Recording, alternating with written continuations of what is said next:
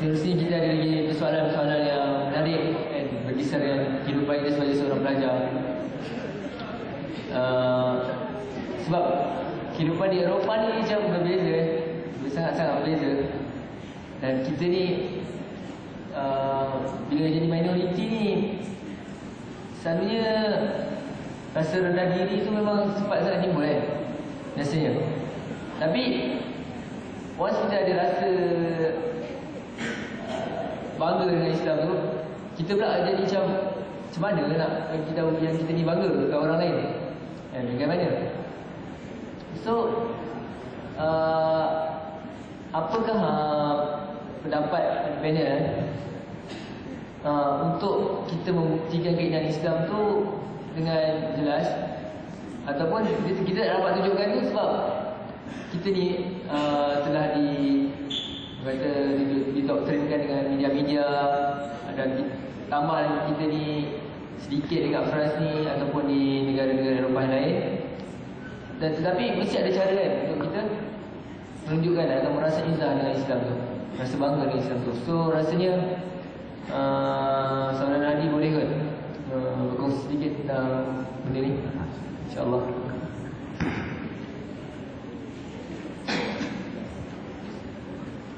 Terima kasih. Soalan yang ditujukan ialah bagaimana kita nak tonjolkan keindahan Islam tu pada kawan-kawan kita ataupun kelas-kelas kita. Dan yang kedua iaitu macam mana kita nak mengatasi masalah inferiority complex, mungkin disebabkan kita minority defense, macam mana kita nak menghadapi situasi tersebut. Okay. So yang pertama, untuk kita menonjolkan keindahan Islam, perlulah kita diri sendiri menghiasi kita dengan keindahan Islam. Dari segi akhlak kita, perbuatan kita, percakapan kita, pakaian kita, pengurusan diri itu, hendaklah kita perbaiki diri sendiri dahulu pula. Bila kita perbaiki diri kita sendiri tu, dan kawan-kawan kita tengok, dia akan tak boleh deny lah keindahan Islam tu. Kita dapat mewujudkan respect mereka tu terhadap kita. Dan bila dah wujud respect tu, barulah dia tanya, mungkin dia akan tanya-tanya, kenapa buat macam ni, macam ni. Tersebutlah, ni sebab Islam ajar saya, sebab saya seorang Muslim. Kalau saya tengok, bila saya ditanyakan soalan ni, saya teringat kisah saya masa di first year UT dahulu, sekat UT LAF. Masa tu kelas batch saya ada tak ramai sangat, ada kurang 34 student, dan Melayu ada 2. So kami baru masuk kelas itu, dan masa tu French pun tak pandai sangat, dan dia orang pun macam tak ada lagi respect sangat kita. Macam tengok masuk kelas tak ada nak sembang sangat, saya tanya berbual sikit, jawab-jawab sudah tak ada kan. And then 2 bulan kemudian, saya masuk September, dan 2 bulan kemudian November tu adalah exam yang pertama, subjek Sciences des Matériaux, sebenarnya SDM. Itu yang subjek antara favorite tu masa dulu. Itu sayang yang tak belajar sangat, tak belajar ke subjek tu.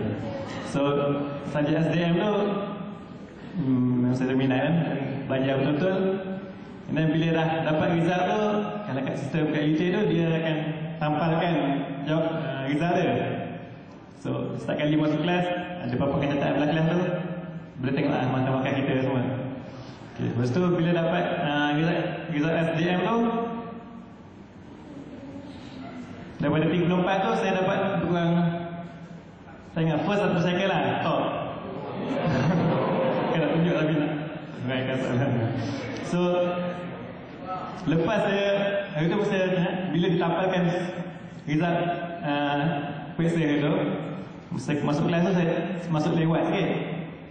So bila masuk lewat tu, dah masuk duduk, macam saya dapat merasakan perasaan ataupun cara mereka layan saya sebelum ni, yang selepas dapat result tu macam terus berbeza. Macam terus jawab dan tertanya-tanya, siapa budak ni? Dulu macam dia tak layan sangat. Tiba-tiba saya duduk sebelah tu dan awak dulu datang dari mana-mana. Dia macam tu lah. Lepas tu dia baru dia nak tanya kan. So bila poin saya lah, kita perlu ada menonjolkan diri kita.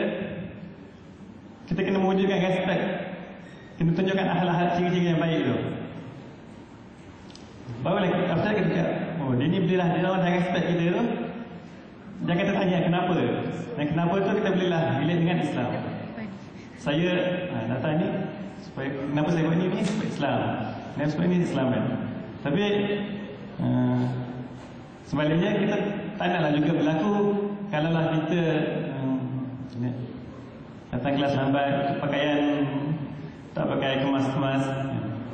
Patutnya kalau kita scholarship tu cukup banyak kan, dapat 900 lebih, bolehlah beli pakaian yang at least kemas. Tak adalah pakai pakaian yang buruk setiap kali kan. At least orang kan seribu, jadi bagus lah, terus sebagainya. Belajar pun okey. So bila kita dapat wujudkan benda tu, dan respect tu memang kita kena gain, kita kena earn the respect. Bukannya dia akan respect kita macam tu saja. So dan kita niat juga kita belajar ni bersungguh-sungguh nak dapat top. Bukannya sekadar nak dapat dalam sijil apa diri kita tu, kita lulus dan sebagainya. Tapi kita nak belajar tu kerana Islam. Saya ada degree ni, saya seorang Islam. Kita dapat menunjukkan keindahan Islam tu. Dari segi itu, dari segi pelajaran, itulah dari segi akhlak-akhlak dia sama juga. Dan dari segi macam mana nak wujudkan izah tu, mengatasi inferiority complex, kita kena yakinlah bahawa Islam tu benda yang paling best, paling best dalam hidup kita. Tanpa Islam kita, siapalah kita betul tak? Tanpa Allah siapalah kita? Allah telah menciptakan kita, telah memberikan kita segalanya. Macam saya datang kereta, bawa kereta hari ni, hari tu datang sini sampai pukul 9-10 malam tu. Bila keadaan snow yang sangat-sangat kuat dan keadaan yang sangat licin tu, kita akan rasa takut lah masa bawah tu. Cubalah tanya siapa ni, Cik Faris sampai semalam lewat. Lepas tu ada peserta perempuan sampai pukul 5 pagi kan. Pengalaman yang bawa atas salji tu, kita punya kebergantungan kepada Allah SWT tu memang kita akan rasa tinggi lah masa tu. So kita ingat bahawa tanpa Allah kita ni tak apa-apa. Dan bila kita yakin dan bangga dengan Allah SWT, kita dapat overcome inferiority complex tu dalam hati kita dahulu. Dan kalau dapat buat satu analogi, minggu lepas ke 2 minggu lepas, saya ada ajak makan dengan pelajar-pelajar Malaysia lain kat Gunung. Lepas tu salah seorang ni dia ada iPhone 4S yang putih tu. Lepas tu saya pun tengok iPhone dia. Saya tanya, kenapa tak pakai casing kan? Casing yang biasa pakai tu kan? Kenapa tak pakai casing tu? Kenapa? Biar macam ni je. Nanti salah lah dia. Tu dia kata, takkan nak pakai casing nanti tak nampak lah putih dia tu, cantik dia tu. So dia bangga dengan kecantikan iPhone dia kalau putih tu. Dia tak naklah cover-cover kan. Dia nak bagi orang nampak lah. So kalau kita bangga dengan keindahan Islam tu, kita tak naklah rasa malu nak sebarkan pula. Kita inferiority complex tu kita boleh atasi, insyaAllah. So sekian.